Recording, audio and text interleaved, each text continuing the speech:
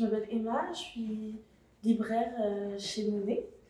Je vais vous présenter 5 livres différents dans la catégorie adolescent. Donc entre euh, 12 et 19, je pense que j'ai. Oui, jusqu'à 19. Le premier, c'est Chiita et la forêt des minuscules. Donc Chiita, il vit dans une petite colonie, et dans cette colonie-là, chacune des colonies est dans un arbre, donc c'est des êtres vraiment très petits, presque aussi gros que des fourmis. Euh, et donc ils sortent très peu de leurs arbres parce qu'il y a vraiment beaucoup de dangers, qu'ils ont peu de manières de se protéger contre les prédateurs, notamment les animaux. Et donc son père l'a laissé dans cette colonie et il va essayer de retrouver un ami qui est parti de cette colonie parce qu'il a vu quelque chose d'assez extraordinaire, de la fumée qui venait d'un arbre, donc de la vie. Et donc il avait envie de rencontrer d'autres gens. Mais Chita a vraiment peur que Nara, son ami, ait eu des problèmes et il va aller le secourir. Par là, il va rencontrer des gens. Donc ça, c'est un tome 1. Donc à la fin, on ne sait pas encore s'il va retrouver Nara ou pas.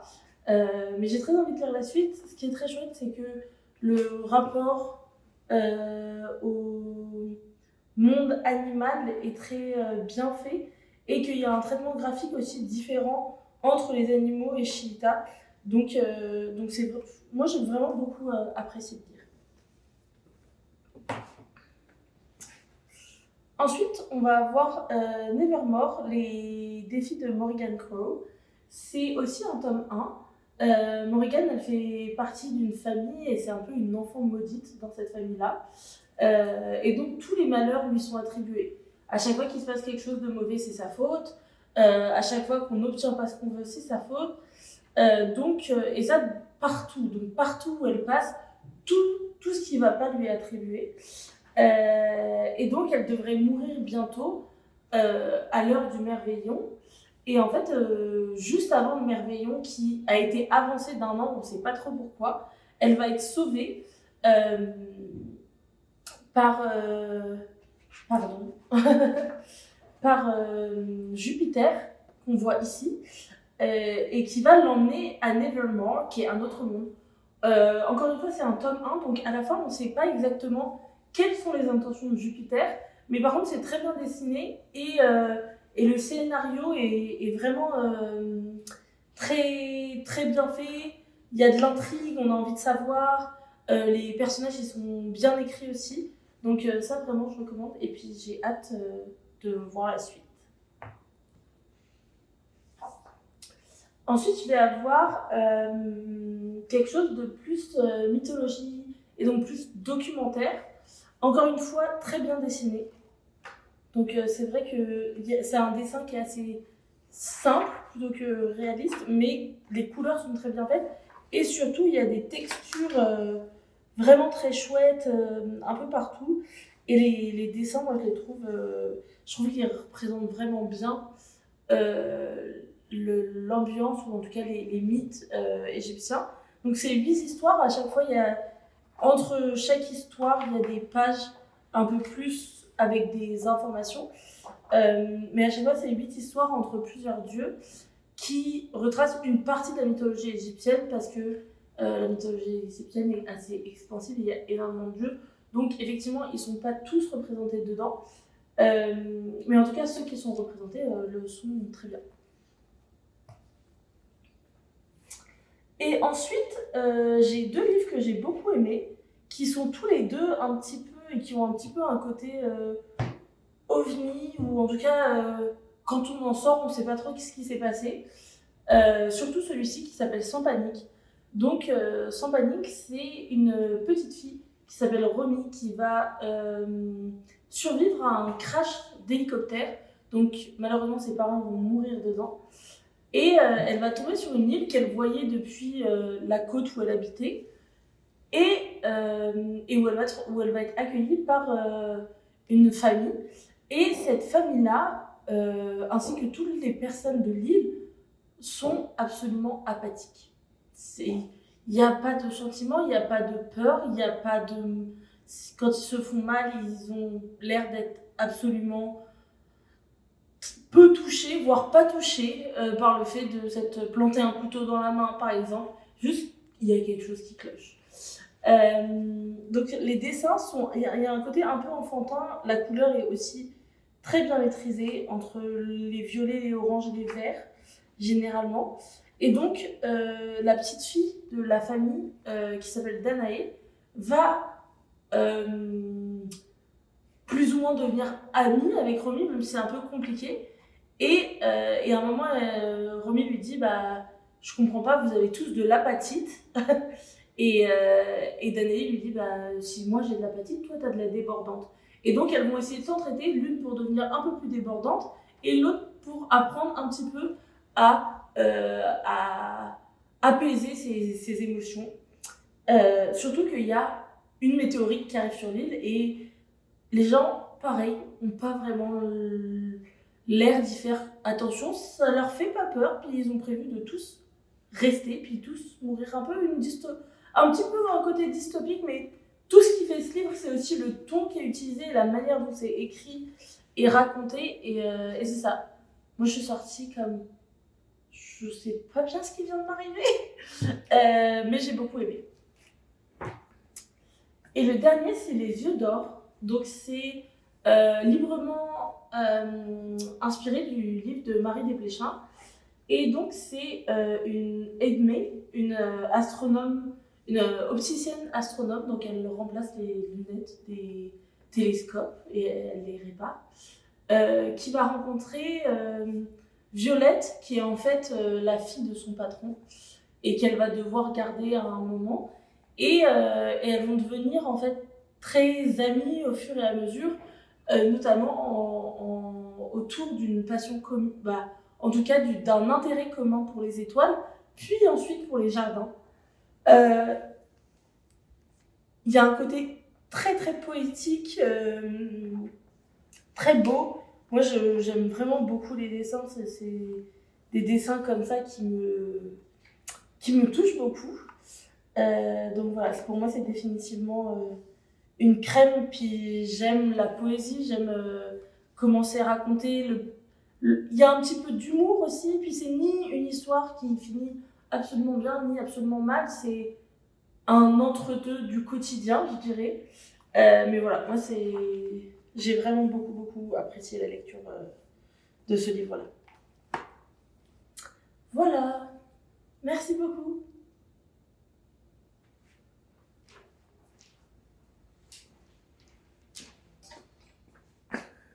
Bonjour, je m'appelle Emma, je suis libraire BD chez Monet. Je vais vous présenter 5 livres différents en ado, donc entre 12 et 19 en général. Celui-ci, il est classé 12-15, c'est Mélodie. C'est une petite fille en fait qui va avoir un accident avec ses parents et qui va tomber dans le coma. Et donc là, c'est le moment où elle est en fait, elle se réveille un peu dans un autre monde. Donc qui est dans ce monde-là où les monstres veulent la manger, ou veulent manger son âme en tout cas. Elle va rencontrer cette sorcière. Et cette sorcière, elle va lui proposer quelque chose, elle va lui dire ben moi, si tu veux, j'ai la possibilité de te faire retourner dans le monde des vivants, de te faire retrouver ta famille, mais c'est à une seule condition, c'est que tu m'obéisses et que tu réalises tout ce que je te demande de faire. Peu importe ce que c'est. Donc, elle va dire oui et elle va se retrouver de nouveau dans le monde des vivants. Et à partir de là, donc elle n'a pas oublié ce qui s'est passé pendant son coma, elle n'en parle pas à ses parents. Et elle va en fait faire ce qu'on lui demande et d'un coup, avec une amulette qu'elle va trouver chez une dame que la sorcière lui a dit d'aller trouver, elle va se transformer en adulte, ou en tout cas en adolescente, comme on le voit ici. D'un coup, elle passe d'enfant à adolescente. Moi, j'aime beaucoup le dessin.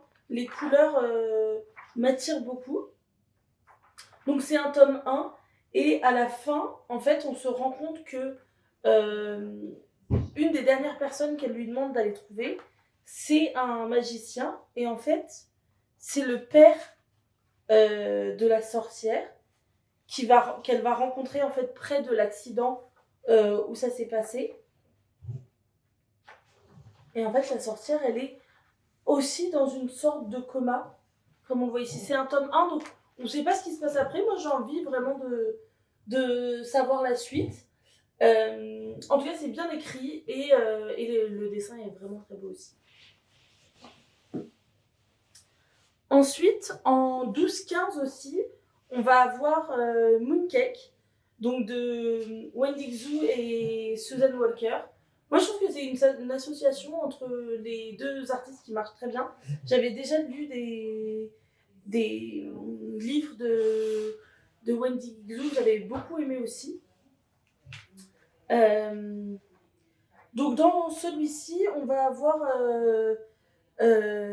Tam, qui est juste un instant, donc on a Nova qui est ici, qui est une sorcière en fait, et Tam qui, on va s'en apercevoir assez vite, est un loup-garou, ou une loup-garou en tout cas.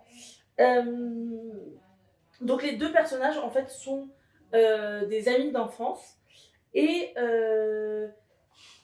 en fait vont devoir faire face à un démon qui veut prendre en fait qui veut s'emparer du corps de Tam. Ce que je trouve très chouette, c'est qu'on a plein de petites choses, on va dire, où en termes de représentation, c'est assez agréable. Par exemple, Nova est malentendante et c'est pas forcément un sujet dans le livre, mais à plusieurs reprises, elle parle de ses appareils, de comment elle s'en sert, de quelques petits enjeux aussi de sa vie quotidienne à ce niveau-là. Et ça, c'est assez agréable d'avoir des représentations aussi handi qui c'est pas forcément cliché, c'est juste une partie de leur vie et ça en fait partie et c'est plutôt anodin. Donc voilà, pareil, Nova elle est sorcière, elle travaille dans la librairie de ses deux grands-mères. Donc voilà, en termes de représentation aussi de manière assez anodine, ça change pas tellement le cours de l'histoire, mais c'est vraiment agréable à voir. Pareil, Tam est aussi une personne non binaire. Donc tout ça, c'est des petites choses qui font que aussi au fur et à mesure, on sent que le discours est aussi change certaines choses dans les clichés et dans les représentations, un peu mine de rien, et ça c'est quand même très très agréable. Moi j'aime bien le dessin, l'histoire est très bien écrite aussi. Parfois les dialogues manquent un tout petit peu de justesse, mais c'est vraiment petit. Donc voilà, moi j'ai vraiment bien aimé l'histoire. C'est une histoire complète, donc un one shot et c'est très agréable à lire, très très doux aussi. Les fantômes affamés, c'est aussi une histoire complète. Et c'est l'histoire d'une petite fille qui s'appelle Julie Chen et d'un petit garçon, j'ai oublié son prénom, William. Donc c'est l'histoire de Julie Chen et de William qui en fait est un fantôme, mais c'est pas vraiment un fantôme. Et Julie Chen, elle voit les fantômes, mais on lui a toujours dit que les fantômes ça n'existait pas, donc elle fait semblant qu'elle les voit pas. Et un jour, William la croise et il va faire en sorte qu'elle lui parle parce qu'il a compris qu'elle les voyait. Et en fait, William, ce qui lui arrive, c'est que c'est un petit garçon qui est souvent entre la vie et la mort. Donc régulièrement, il a des accidents et il comprend pas bien à quoi c'est dû, mais il aimerait que Julie aille voir sa maman pour le faire oublier en fait son existence. Comme ça, s'il meurt, bah elle n'aura pas de douleur. Mais en fait, au fur et à mesure de l'histoire, il va se rendre compte que de la beauté aussi des souvenirs qu'on a avec les gens. Et en fait, il s'avère que on va se rendre compte assez vite que en fait, il y a un registre en fait des naissances et des morts. Et donc, pour que le monde soit équilibré, il faut que les morts et les naissances soient égales. Sauf qu'en fait, on se rend compte au fur et à mesure que Julie, elle est née le même jour que William et un des deux aurait dû mourir, mais en fait les deux sont en vie. Parce que en fait il y a eu des pactes et des petits laissez-passer, disons. Et ils vont réussir tous les deux à trouver une entente avec le roi des morts pour pouvoir vivre tous les deux. C'est très doux, les dialogues sont très bien écrits et c'est aussi très joli, le dessin des fantômes est très bien fait. Donc vraiment, j'ai vraiment beaucoup apprécié lire, aussi très doux et très juste dans l'écriture. L'œil de la Gorgone, alors là c'est un peu plus âgé, c'est plus 16-19. Moi je l'ai trouvé vraiment très bien. Mais j'aimais déjà son travail avant. Donc c'est en fait 22 mythes qui sont repris pour parler en fait des enjeux de sexisme, de racisme, de validisme et en fait la question du patriarcat. À quelques endroits aussi des enjeux aussi de la suprématie blanche.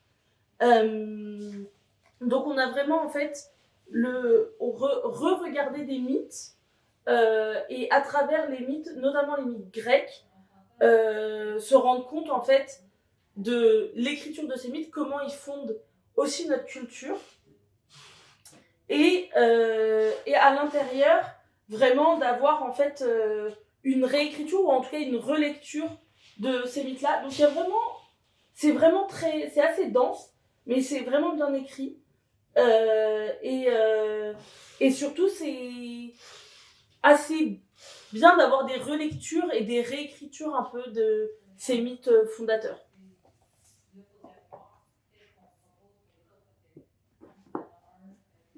Et ensuite, Walking Dead, moi j'avais déjà lu les livres de Tillie Walden, j'adore son écriture, j'adore son dessin, mais c'est plutôt des choses poétiques, assez un peu plus jeunes, peut-être pas jeunes, mais en tout cas plus poétiques ou plus oniriques, donc je l'attendais pas du tout dans le domaine de Walking Dead, et ça marche vraiment super bien. Pareil en noir et blanc, ce qui est pas forcément ce qu'elle fait la plupart du temps, mais pareil, vraiment, c'est très très réussi. Et donc on va avoir en fait, donc ça va être une trilogie, c'est le tome 1. On va avoir en fait l'histoire de Clémentine qui est une des protagonistes de Walking Dead, et on va suivre son aventure en fait au sommet d'une montagne. Et au fur et à mesure de sa vie, c'est les amis qu'elle va se faire, mais aussi les coups bas qu'il va y avoir, parce qu'en fait tout le monde essaye de survivre. Très joliment dessiné, très très bien écrit, et ouais, vraiment je recommande. Voilà, merci beaucoup. Bonjour et bienvenue à la librairie Monet. Mon nom c'est Manelisa Marca. Je suis libraire BD et aujourd'hui je vais vous montrer les incontournables du mois de janvier, donc début d'année 2024, en termes donc de à peu près jeunesse, on va dire 9 ans jusqu'à à peu près 19 ans. Voilà. Puis plusieurs catégories confondues. Moi je suis plus manga, donc je vais vous montrer tout ça aujourd'hui. On commence tout de suite avec très très fort Monsieur Miyazaki, qu'on attendait de pied ferme. C'est une crème de chez crème de chez crème. Moi j'ai adoré, c'est comme un roman illustré, vraiment très très beau. Alors Monsieur Miyazaki, ici on est avec Sarbacane, avec le voyage de Shuna, qui est une œuvre de Monsieur Miyazaki. Il avait créé cette histoire en 1970, il me semble.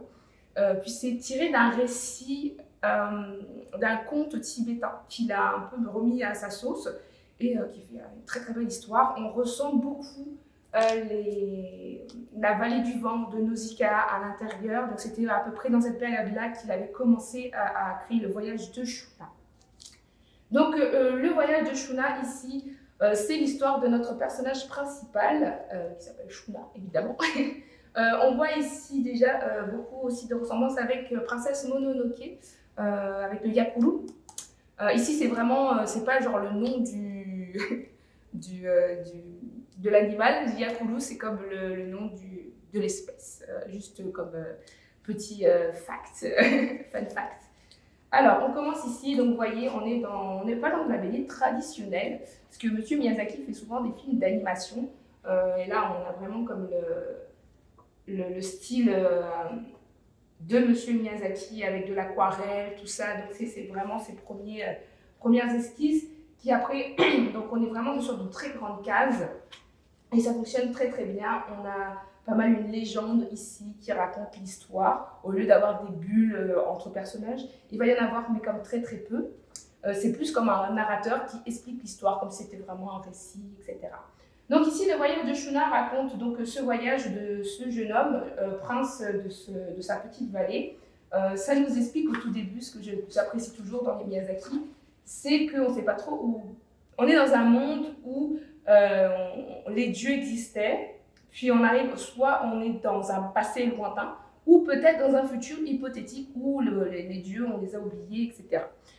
Donc ici, notre personnage habite dans une petite vallée, puis il explique que ils vivent de leur culture, qui n'est pas forcément très facile à avoir. Les graines ne donnent pas vraiment beaucoup de consistance.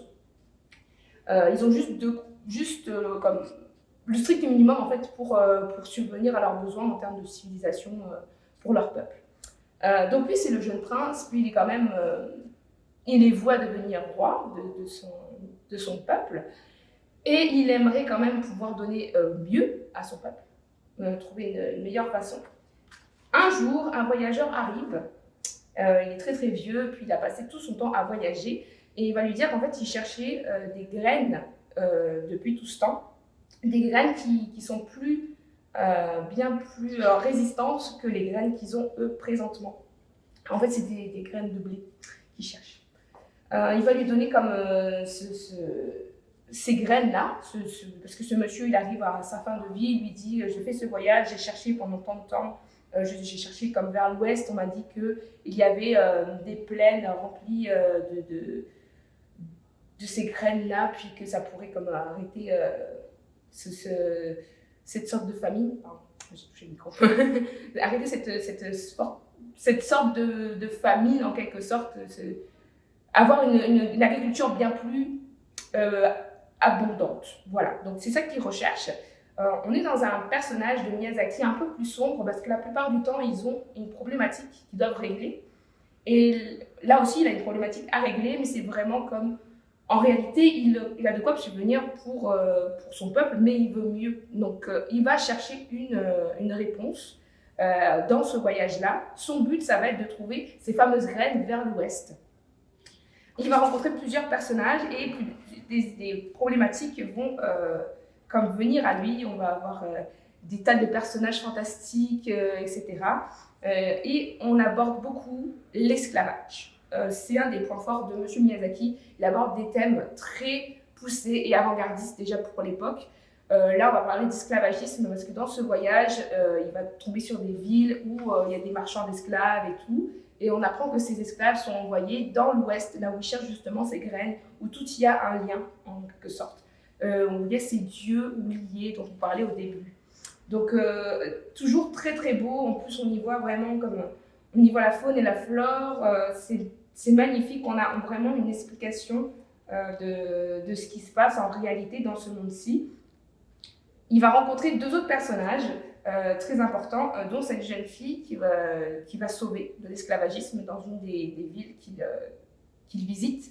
C'est vraiment, on sent le côté surconsommation où les gens en fait achètent des graines mais qui ont...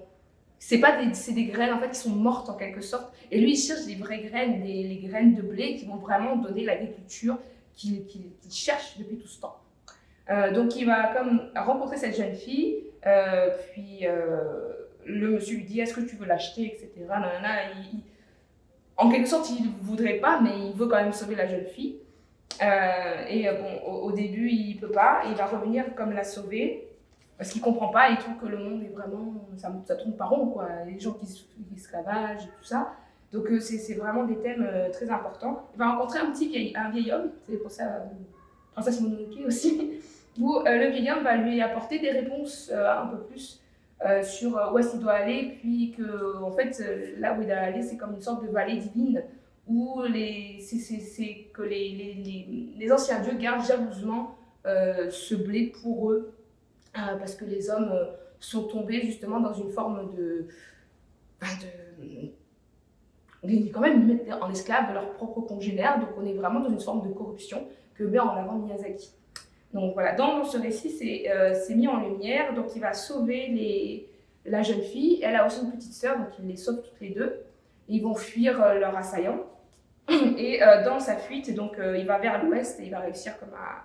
Il a réussi quand même à tous les dégommer, ils étaient quand même pas mal, puis c'était comme des élites, c'est quand même un prince qui se laisse pas faire et qui connaît les enjeux de la guerre et qui sait se battre.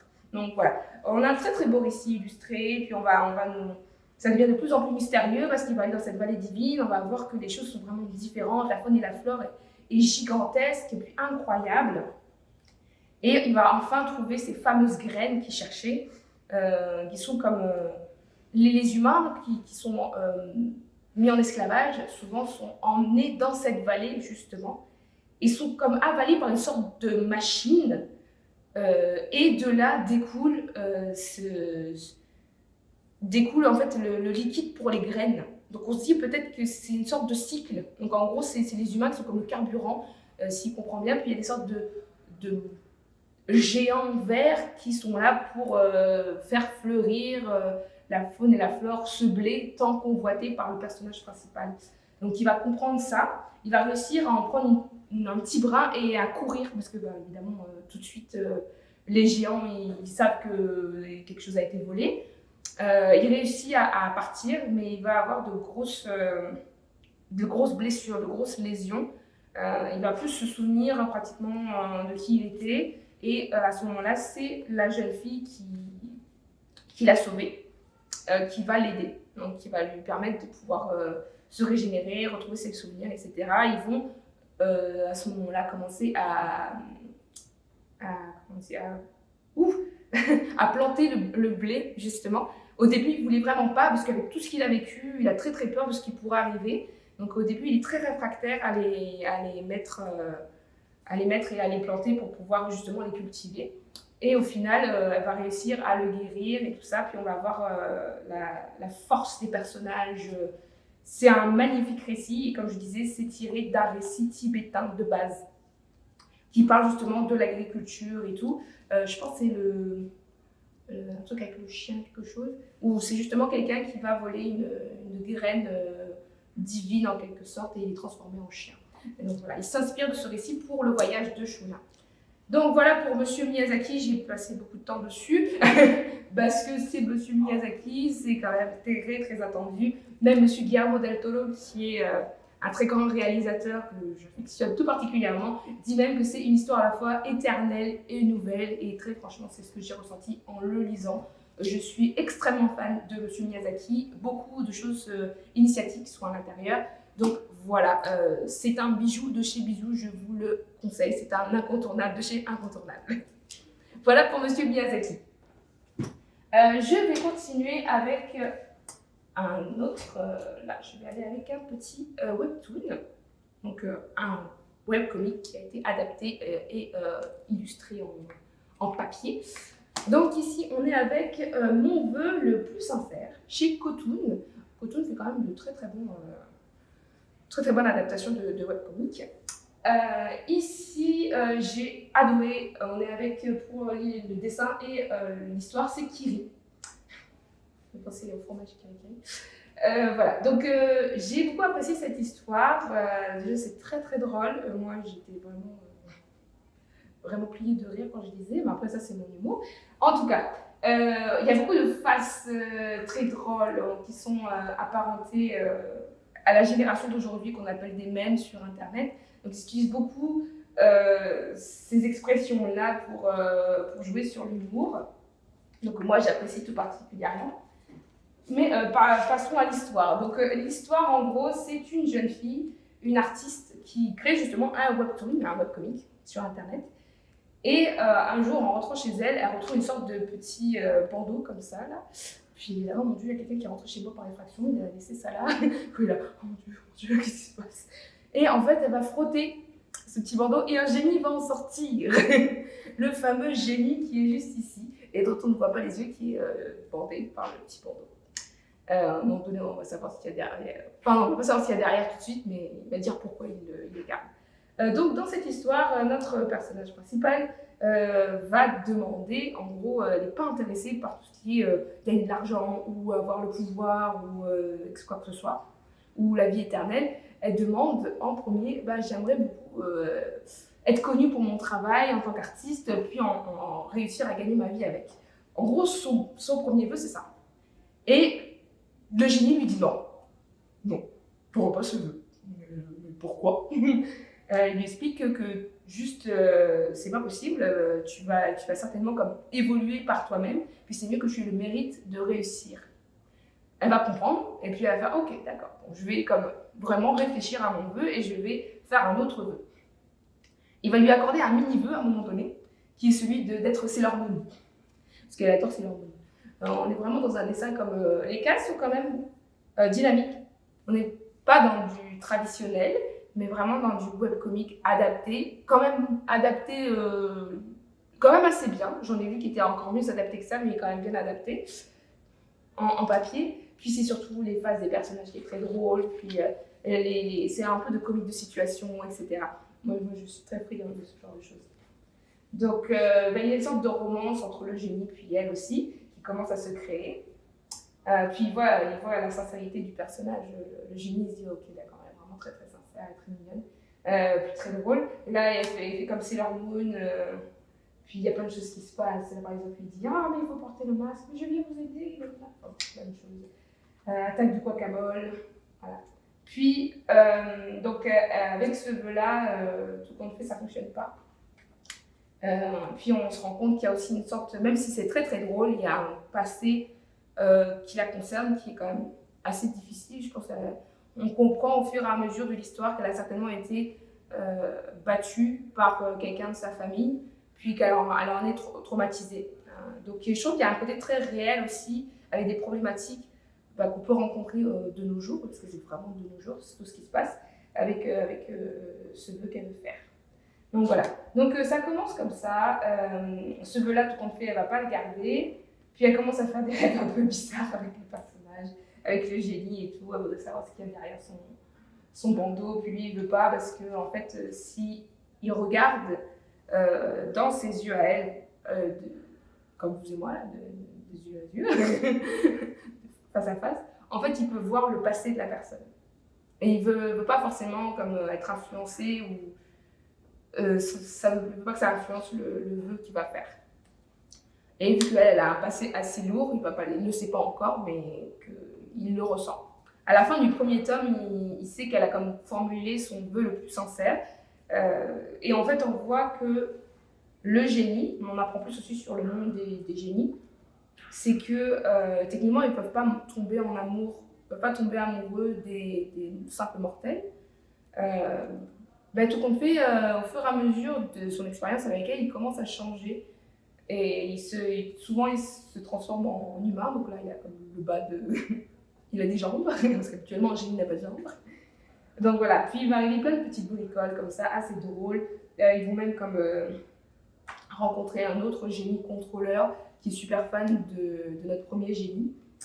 Et voilà. Donc l'histoire va se passer comme ça. Puis on va en apprendre... En fait, on en apprend plus sur...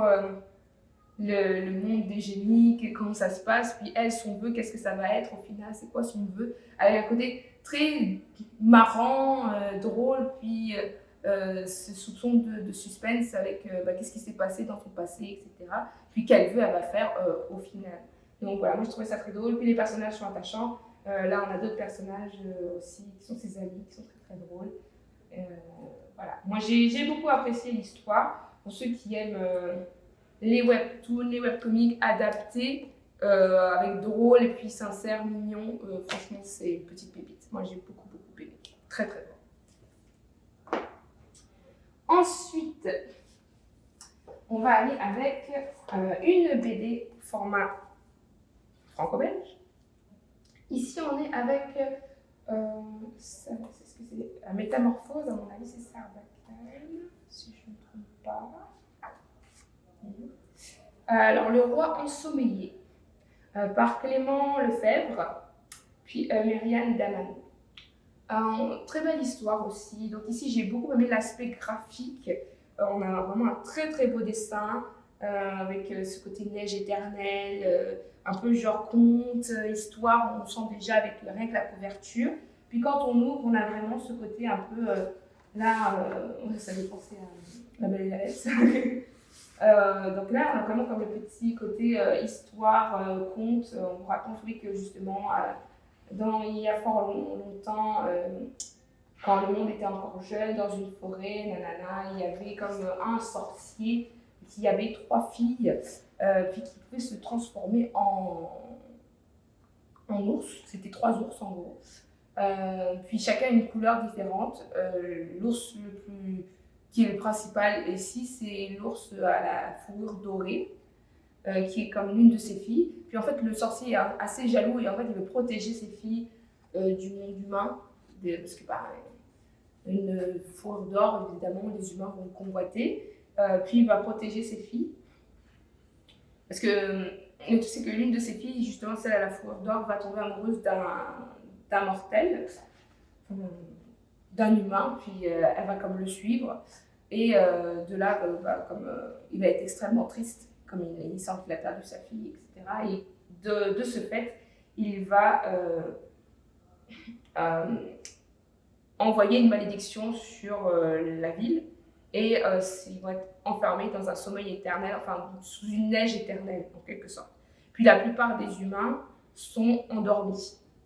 Et voilà, donc la plupart des humains sont endormis, il y a des petits champignons qui sont là, ici et là. Notre personnage principal, elle est née dans ce monde-là, puis elle a connu que ça. Puis elle, on ne sait pas pourquoi, mais elle est éveillée. Elle n'est pas tellement touchée par le côté sommeil. Et va souvent chercher en fait, des champignons qui aideraient justement à aider les humains à se réveiller de leur sommeil. Ce qu'elle fait avec sa grand-mère. Là, par exemple, elle va avoir une petite rencontre avec des esprits et tout, elle les entend. Elle va être comme sauvée. Elle va retrouver sa grand-mère, ici, puis elle va lui concocter un truc avec des champignons, une petite infusion de champignons, puis ça va la réveiller, elle va lui comme raconter des histoires, etc. Donc là, on commence à voir déjà à poser l'environnement, à poser l'histoire, comment ça se passe, avec toujours un très beau visuel, très beau dessin. Puis là, on ne sait toujours pas pourquoi. Elle, évidemment, elle est intéressée par ce qu'il y avait auparavant, en termes de le monde d'avant, comment c'était. Elle trouve ça incroyable. Puis elle aimerait comme retrouver une façon de briser le sort. Donc pour trouver une façon de briser le sort, elle demande à sa grand-mère, puis dit qu'il y a une clé magique pour aller dans... En fait, le seul moyen d'arrêter la neige éternelle, c'est de demander au sorcier de briser sa malédiction. Et il lui raconte justement qu'avec ses filles, etc., elles étaient enfermées. Il y avait 3 filles, une est restée auprès de son père. Celle la plus jeune qui était en fourrure dorée est partie avec l'humain pour faire sa vie, pour essayer d'aider les humains. Et la dernière, en fait, elle était un peu entre les deux, elle ne savait pas trop quoi faire. Et on va apprendre en fait qu'elle elle est sortie comme celle à la fourrure dorée, mais du coup elle est restée enfermée. Elle ne pouvait plus rentrer dans le château. Et en fait, la façon qu'elle pouvait comme sortir et rentrer au début, c'était grâce à une clé magique dont lui parle sa grand-mère. Dans ce cas-là, c'est une piste et elle va essayer donc de trouver des plantes qui pourraient comme... Elle sait que ces plantes-là, elle ne trouvera pas du tout là où il y a la neige. Elle est obligée d'aller justement dans le palais de notre cher sorcier pour les trouver. Voilà. Donc dans son périple, elle va tomber sur l'une des sœurs qui était enfermée dehors. Elle va l'aider en la sortant d'un piège à ours. Et elle va lui dire qu'elle va l'aider en contrepartie à rentrer dans le château pour retrouver les plantes. Donc son périple l'amène jusqu'à la porte, on voit un petit peu comment ça se passe, que les gens sont endormis dans un sommeil éternel, comme je disais. Et va réussir à rentrer Mais comme habituellement, c'est que les filles qui peuvent comme rentrer puis ne pas sortir. Puis là, comme on lui dit à elle qu'elle ne peut pas sortir non plus. Puis là, mais aussi pourquoi, etc. Et elle, ok, d'accord. Elle continue sa route, elle va essayer de trouver là où il y aurait les plantes qu'elle cherche. Et tout compte fait, en fait, il n'y a plus rien. Et là, elle est comme déprimée, elle ne sait plus quoi faire. Et elle va tenter une dernière chose, c'est d'aller voir directement. Elle va rencontrer l'une des sœurs, celle qui est restée à l'intérieur. Elle va aller directement, en fait, à un moment donné, elle va essayer de trouver la solution, c'est d'aller voir directement avec la clé qu'elle a reçue de la première sœur qu'elle a rencontrée. Elle va aller voir le sorcier, puis lui expliquer qu'elle aimerait qu'il brise la malédiction parce que c'est pas normal, etc. Et au final, en fait, on apprend que c'était pourquoi en fait elle n'était pas impactée par le sommeil ou encore pourquoi on la laisse pas sortir du château. C'est parce qu'en fait la fille à la fourrure dorée a eu un enfant et c'est elle. Et en fait le fait qu'elle revienne, ça va comme faire prendre conscience au sorcier roi de ses erreurs. Puis en fait ça apprend le deuil. C'est comment ça peut être difficile et tout, puis comment les générations d'après peuvent nous aider aussi à régler tout ça.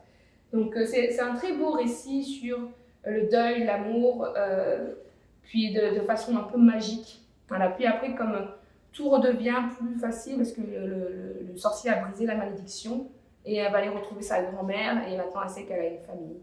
Voilà. Donc voilà, très très beau récit, vraiment très très beau conte, j'ai beaucoup aimé.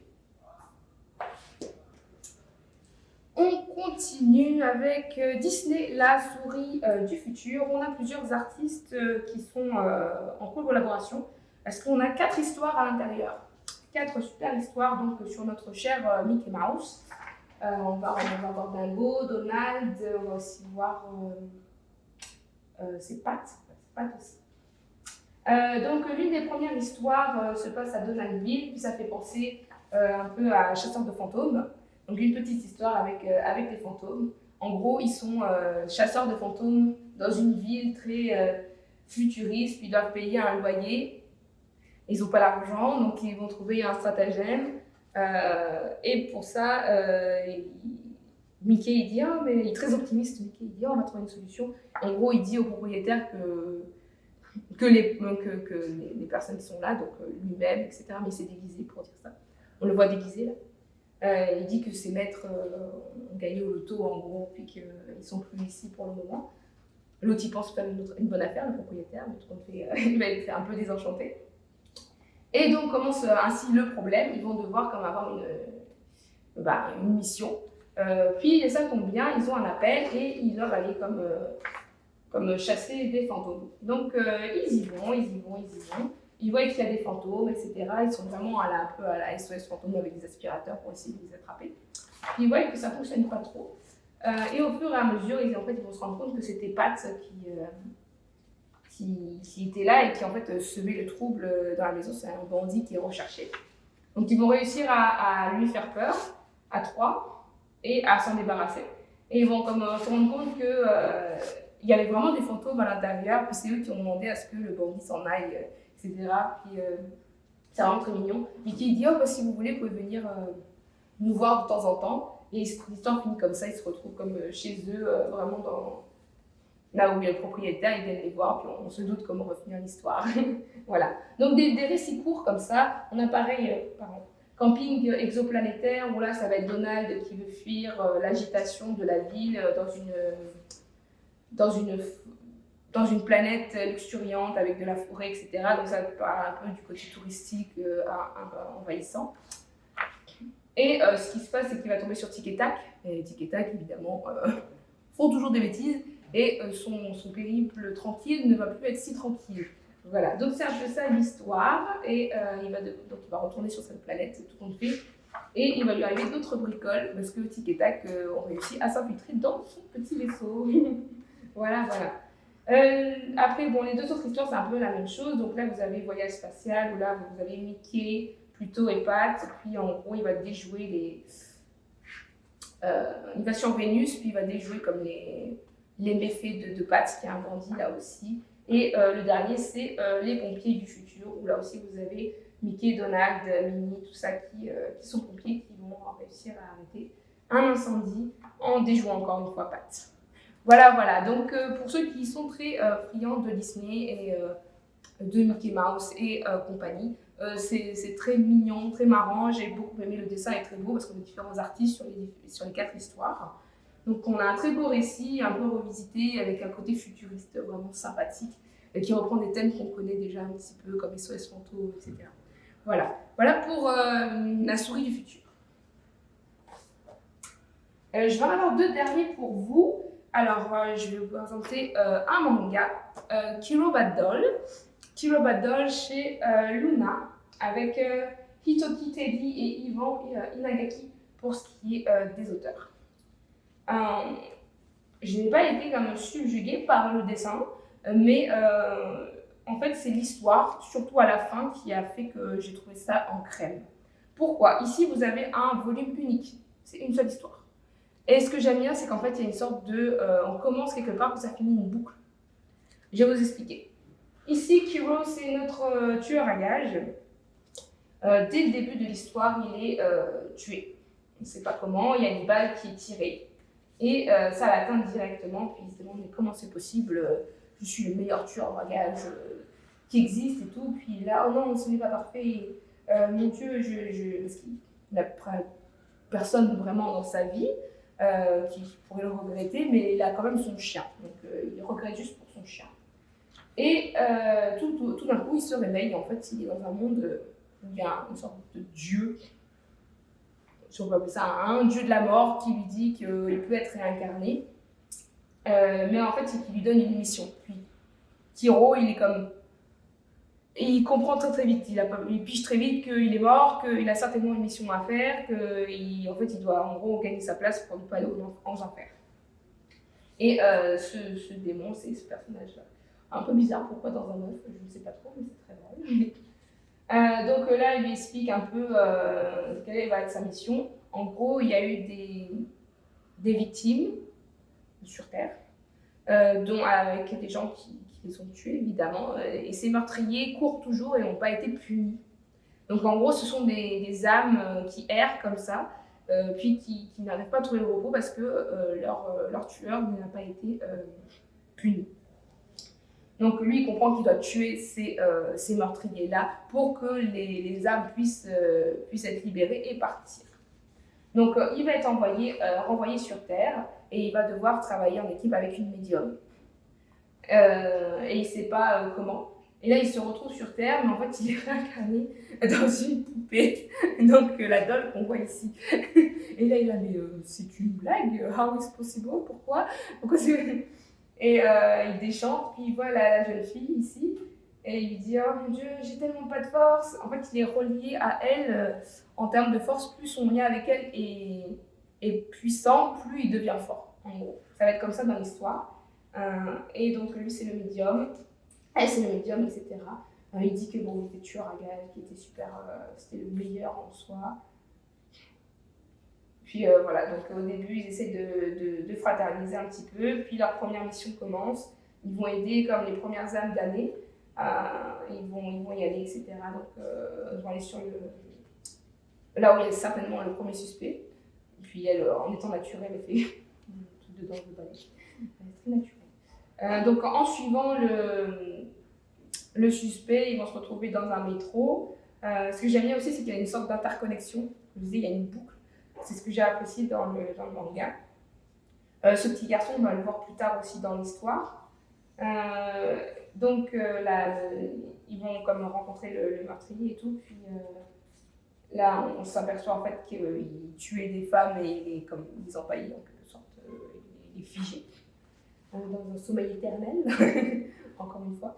Et bon, à chaque fois, elle en prend un petit peu son grade, la pauvre médium. Là. Et ce qui se passe, c'est qu'elle est un petit peu...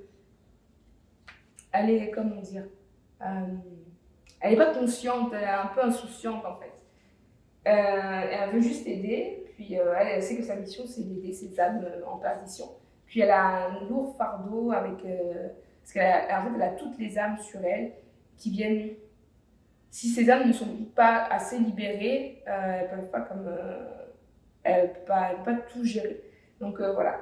Donc il y a un lien comme ça, ils vont réussir à se défaire du meurtrier. Puis là, le premier cas, ils vont réussir à la laisser partir. Et elle dira merci, puis elle s'en va. Pour ce qui est du fantôme. Parce que le meurtrier est mort, il a réussi en petite poupée à lui prendre l'os dans son cerveau, puis plus de dessus. Puis elle est en mode, mais on n'est pas des méchants, on n'est pas censé les tuer, etc. Elle n'est pas trop d'accord en fait, parce qu'elle a une morale. Et elle, ça la touche en particulier parce que ses parents ont été tués dans elle va le dire après à la petite Doll, qui est Kiro, que ses parents ont été tués dans comment ça s'appelle, une sorte d'attentat terroriste en fait. Et voilà, ça la pèse beaucoup. Et en fait, on voit qu'au fur et à mesure, Kiro, qui pourtant était un tueur à gages sans scrupules, a commencé à ressentir de la compassion pour elle, à être vraiment liée à cette jeune fille. L'histoire continue, puis là va arriver un autre suspect, qui est le chanteur de flûte. Voilà. Donc qui enlève des enfants, qui a kidnappé le petit garçon qu'on avait vu au début. Puis la Doll Kiro a besoin d'un pistolet, donc il va lui demander, il va aller chercher ses relations, etc. Puis il y a des choses qui collent pas. Et le gars qui le fournit toujours en armes lui dit mais tu ne peux pas être Kiro, c'est impossible, je l'ai vu hier. C'est bizarre, tu peux me dire si je suis mort. Enfin voilà, il y a déjà des petites choses comme ça qui sont un peu spéciales. Et au fur et à mesure de l'histoire, donc là on a un autre suspect qui est cette femme là, qui enlève des enfants pour faire du trafic d'organes. Ils vont comme réussir à aller chercher les enfants puis à les délivrer. Donc voilà, tout ça se passe là-dessus, ils vont les délivrer, etc. Puis on voit qu'il est toujours vénère, il devient de plus en plus puissant, puis surtout de plus en plus connecté à la jeune fille. Et le tour de force que j'ai adoré, que je n'y attendais pas du tout, c'est ce qui fait que j'ai adoré l'histoire au final, c'est que donc il va devenir très très proche, il la considère un peu comme de la famille, puis il arrive à exploser tous les méchants de l'histoire, même en étant une petite poupée, fort fort. Et il arrive à sauver même les enfants des bandits. Et le truc, c'est qu'à un moment donné, la jeune fille, elle se fait comme tirer dessus par la joueuse de flûte là, qui a enlevé les enfants. Et à ce moment-là, il est en mode non, mais je veux pas qu'elle meure et tout ça. Puis en fait, à ce moment-là, tous les esprits qu'elle avait enfermés en elle vont sortir et vont se venger sur la joueuse de flûte. C'est un peu satisfaisant, du coup, tu te dis les méchants, c'est violent, mais ils sont jugés, quoi. Donc là, elle commence un peu à mourir, la jeune fille, puis le dieu du début lui dit qu'en fait, c'est pas tant à cause parce qu'elle a une balle dans le cœur, c'est parce qu'en fait, toutes les âmes qu'elle avait étaient un poids énorme. Puis là, le processus, ça fait que pour la libérer, elle, il faut trouver le tueur qui a tué ses parents. Et là, Kiro comprend tout de suite, en fait, c'était lui qui avait tué ses parents, c'était une première mission qu'il avait ratée. Et donc, il comprend aussi qu'il est en fait arrivé comme pratiquement une semaine à l'avance sa mort, et qu'en fait, c'est lui-même qui va se tuer pour que la jeune fille puisse vivre. Donc, on voit vraiment l'évolution, plus que la boucle est bouclée. Donc, il va prendre son courage de demain, il va tuer son personnage, et à la fin, il retrouve son chien. Donc, le fameux chien qui disait qu'il voulait prendre soin. Voilà. Donc, j'ai trouvé l'histoire, vraiment, le final était pour moi ce qui a fait que c'était une crème. J'ai trouvé vraiment super intéressant. En plus, c'est qu'une seule histoire. On aborde des thèmes comme le trafic d'enfants, le trafic d'organes, des choses comme ça qui malheureusement existent et qui sont mis en avant là-dedans. Puis il y a le côté où on veut comme ramener une justice, etc. Et j'ai apprécié ce côté-là. Voilà. Donc ici, évidemment, on est dans du 16 à 19 ans. On est quand même dans un truc beaucoup plus âgé. Donc voilà pour cette histoire. Vraiment, j'ai beaucoup apprécié. J'ai un dernier livre à vous montrer. Ici, c'est plus des techniques de dessin que j'ai fort apprécié. Habituellement, je ne les montre pas, mais lui, j'ai vraiment qui ressortait du lot. Je regarde combien de temps il reste. Donc, ce qui se passe, en fait, l'atelier du manga du petit artiste, petit artiste, mais grande technique, et ça, c'est dès 8 ans. Moi, je l'ai feuilleté, et j'ai lu qui était l'artiste. Il se fait appeler Mango sur internet.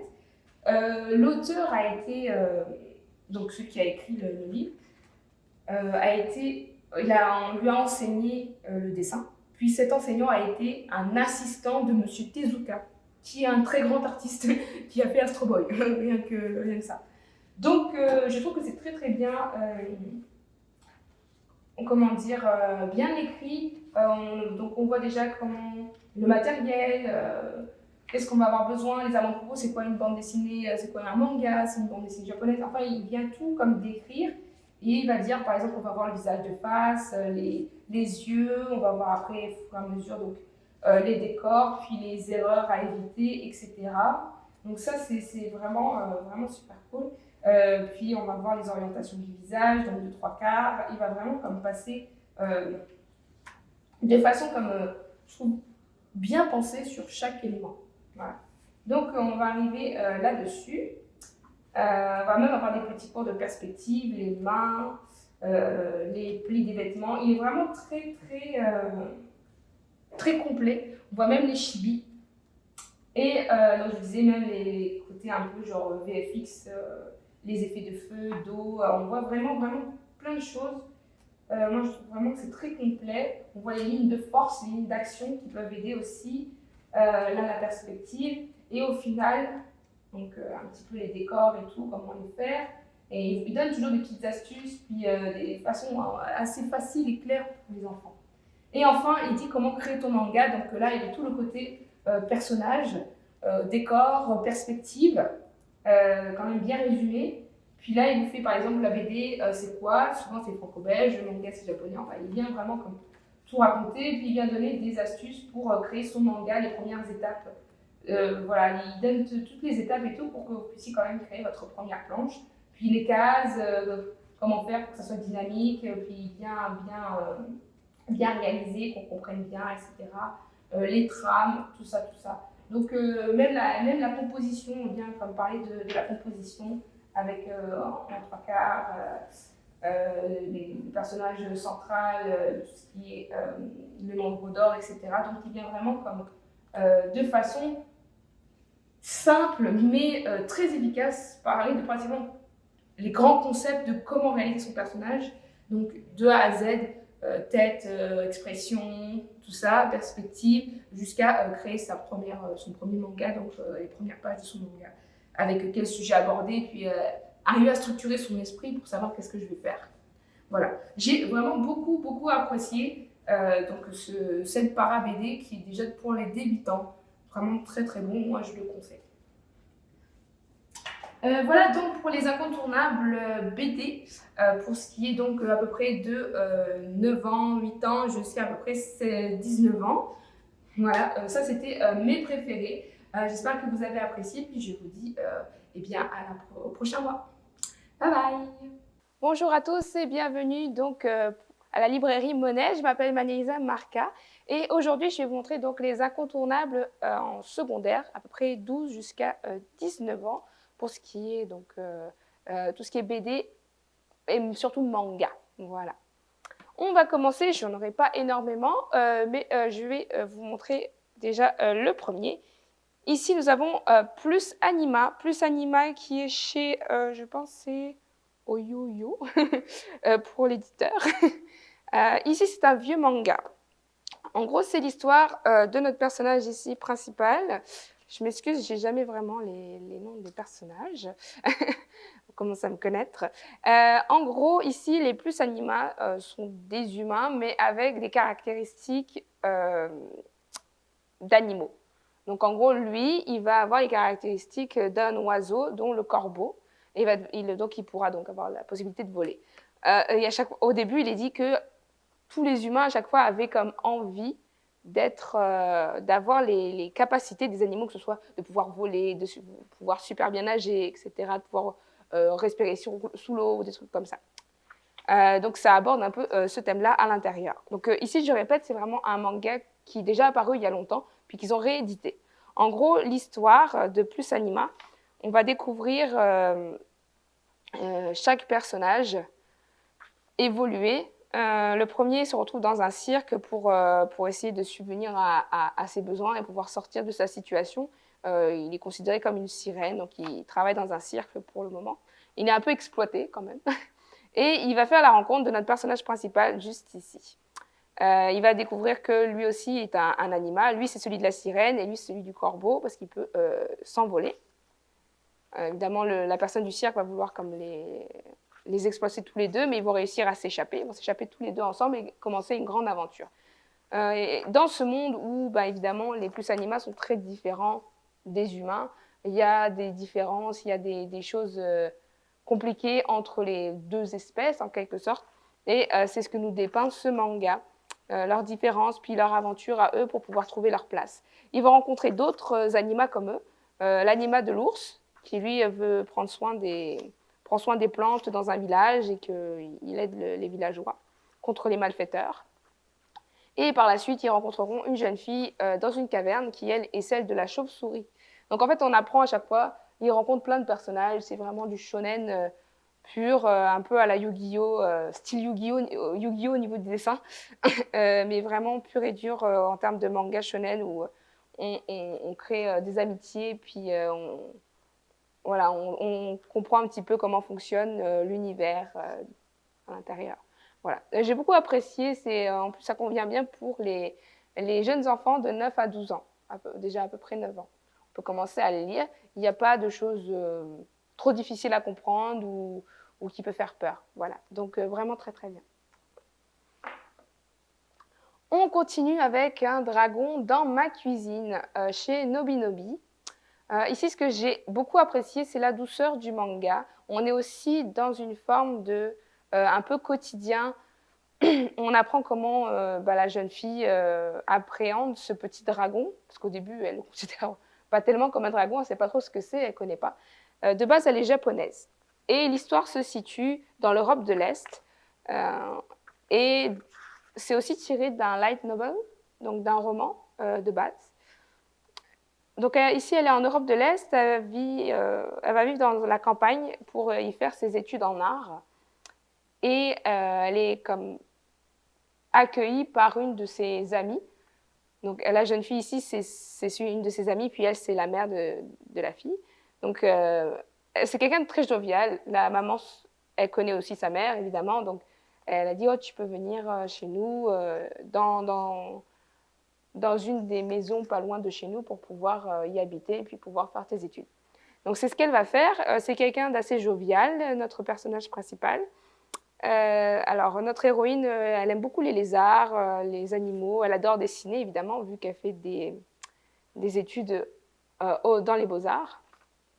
Et de là va commencer sa rencontre. Elle trouve une sorte de petit œuf et commence à donner à manger.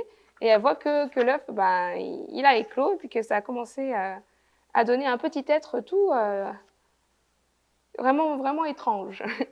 De là, elle va commencer à se poser des questions. Qu'est-ce qu'il mange? Qu'est-ce qu'il fait? Où est-ce qu'il est? C'est vraiment une petite cohabitation toute mignonne entre une jeune fille artiste puis ce petit dragon qui essaye de trouver ses empreintes, son identité. Donc voilà. Au début, elle ne veut pas trop comme dire à la maman de sa copine qu'elle a une sorte de petit lézard chez elle, parce qu'au début, elle ne sait vraiment pas ce que c'est. Et il y a des contes et légendes qui parlent de dragons, etc., qui vivaient dans l'Est européen. Et de là, elle va se dire, ah, peut-être que c'est un dragon à ce moment-là. Donc l'intrigue, ça va être de savoir comment va évoluer notre dragon, parce qu'il va certainement grandir, qu'est-ce qu'il va en devenir. Et on voit vraiment la différence de personnalité. Notre héroïne, elle aime beaucoup le petit dragon, elle va prendre soin, alors que les deux autres, elles sont réticentes, puis elles ont peur que cet animal puisse faire du mal à qui que ce soit. Donc voilà. Mais c'est vraiment la douceur du manga qui fait que j'ai beaucoup apprécié. Voilà, elle s'inquiète beaucoup pour lui, puis elle veut être sûre qu'il aille bien. Puis trouver des petites stratégies pour être sûre que aller lui faire une petite niche, sûr qu'il ne part pas quand elle n'est pas là, etc., etc.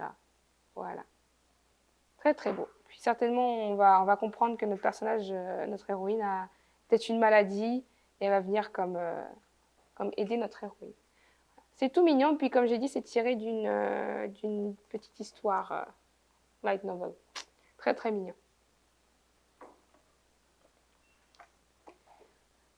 Spy Family, le guide officiel chez Kurokawa. Je l'ai mis dans les incontournables, surtout pour ceux qui sont très fans de Spy Family. C'est quand même une petite mine d'or.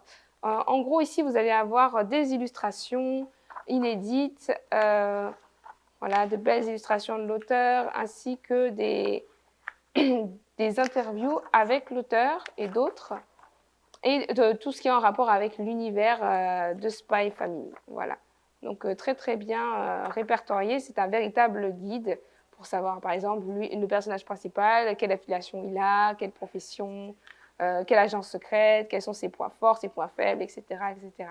Voilà. Donc on a vraiment une très belle, un très beau guide, voilà, sur Spy Family. Je vous laisserai le découvrir, vraiment très très bon pour ceux qui sont très fans.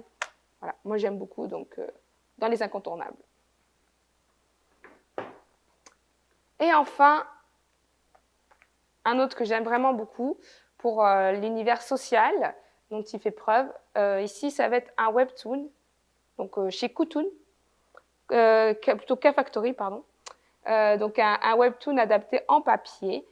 Ici, on va être avec Océane, le personnage principal, avec les combats invisibles. Les combats invisibles sur les réseaux sociaux.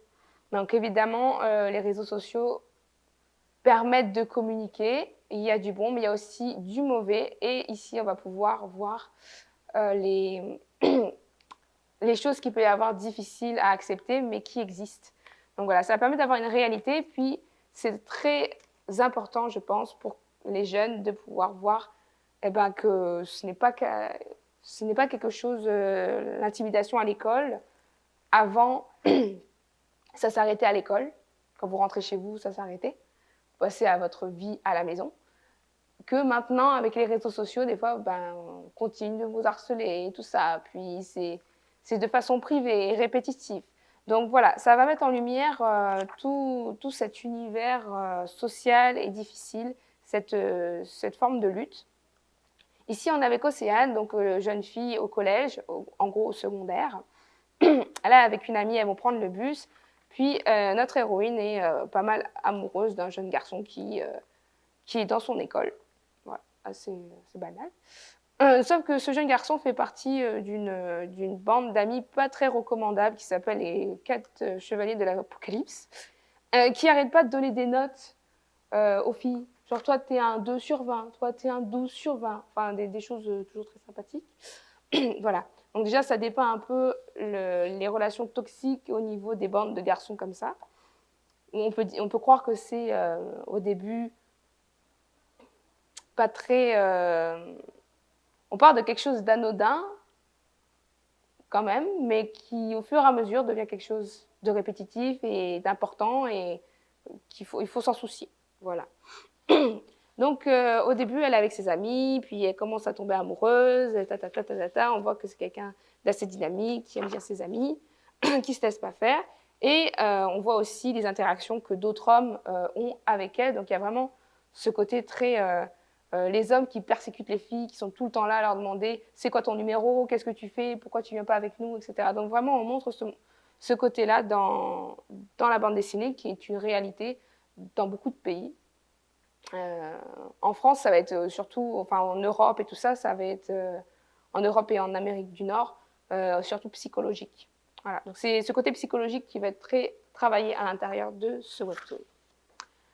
Alors, notre personnage principal tombe amoureuse, elle va sortir avec le garçon en question qui, lui semble être quand même plutôt sympathique, qui prend son parti, mais au fur et à mesure, on voit qu'elle se referme sur elle ne traîne plus trop avec ses amis, elle est obligée de tout le temps être avec son copain parce qu'il lui demande d'être tout le temps avec elle.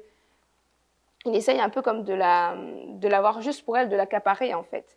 Donc il y a une forme de solitude qui se crée, dans laquelle elle se renferme parce qu'elle est amoureuse, elle pense juste que c'est de l'amour. Et au fur et à mesure, elle ne se rend pas compte, mais c'est une forme d'emprise.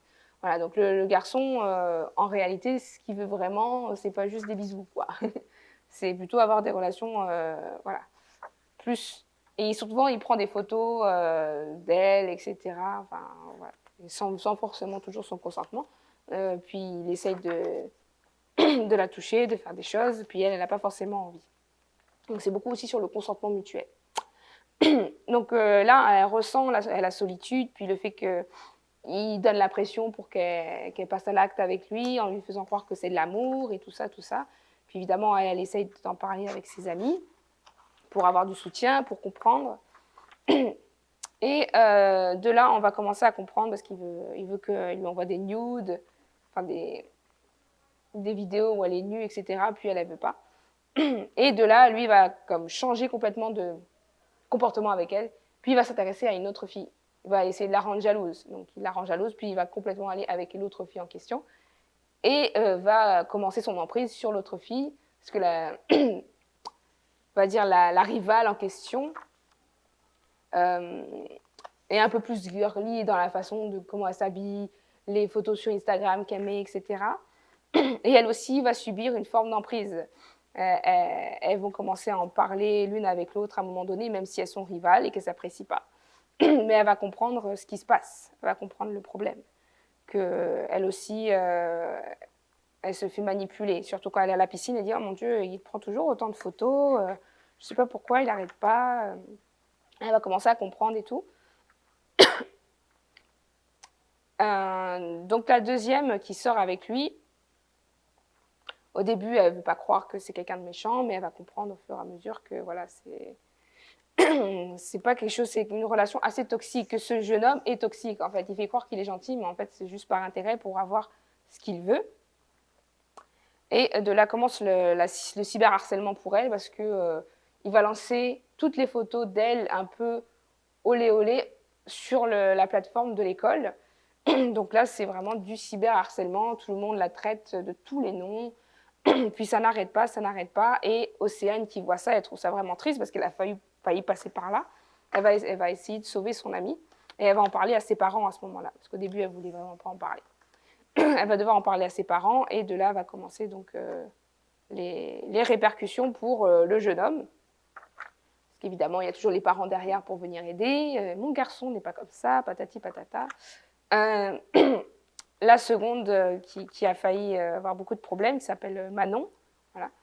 Elle va réussir à s'en sortir et elle va même devenir résiliente sur les réseaux sociaux. Elle va commencer un mouvement féministe et tout ça, tout ça. Donc voilà, on va avoir un côté féministe, que la peur change de camp. Voilà, ça va être vraiment mis de l'avant. On va avoir une troisième victime, qui est la jeune blonde ici, qui va sortir avec le même garçon. Puis elle, c'est la dégringolade totale. Tellement fort, tellement violent qu'on va comprendre à la fin, après le mouvement féministe qu'elles auront fait. On voit qu'elles ont fait beaucoup de chemin. On va comprendre que la troisième victime, elle, malheureusement, va se suicider. Et de là, les filles vont commencer à vraiment trouver ça injuste et commencer leur combat en demandant justice pour Léa, donc la jeune fille qui s'est suicidée à cause de tout ce qui s'est passé. Voilà. Donc c'est pour démontrer un groupe toxique qui fait n'importe quoi et qui harcèle les filles. Et malheureusement, ça existe dans les écoles. Ce que j'apprécie encore dans ce format-là, c'est que vous avez donc ce côté un peu guide pour avoir des ressources au cas où si vous êtes victime de ce genre de choses, ou vous ou quelqu'un de votre entourage. Donc, savoir c'est quoi le harcèlement et le cyberharcèlement, que c'est plus... Enfin, c'est bien plus... nous, on ne le voit pas forcément, mais c'est quand même assez courant. Voilà. Donc, comment faire en cas d'attaque, comment se défendre, et savoir qu'on n'est jamais seul. Puis surtout, vous avez... Bon, là, c'est par rapport à en France, mais il y a certainement la même chose au Québec. C'est que vous avez le 3018, c'est pour les Français, qui, eux, peuvent enlever n'importe quelle image de mineur sur les réseaux sociaux. Voilà, parce que ça peut aller à la cour, etc. Donc voilà, très très bien. J'ai énormément aimé, puis c'est juste un tome 1. Donc j'espère la suite avec impatience. Voilà. C'était tout pour les incontournables du mois de février. J'espère que vous avez apprécié et on se retrouvera certainement une prochaine fois. Bye bye.